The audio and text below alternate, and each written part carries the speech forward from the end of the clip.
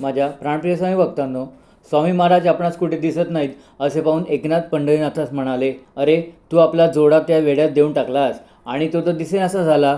जोडा दिला असे काकांना कळले तर ते रागावतील. हे ऐकून पंढरीनाथ चिंतेत पडला. सुमारे 5 मिनिटाच्या अवकाशात स्वामी महाराज मोठ्या लगबगीने परत आले आणि पंढरीनाथास म्हणाले, घे आपला जोडा. आता काका कशाला रागे भरेल, जोडा तर आला. इतकं बोलून पुन्हा झपाट्याने चालते झाले.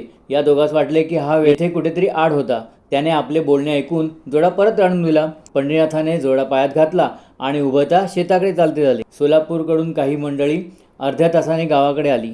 ती मंडळी अर्ध्या वाटेत भेटली. त्यांनी हा वेडा लगबगीने कशा करता आला होता त्याची चौकशी केली.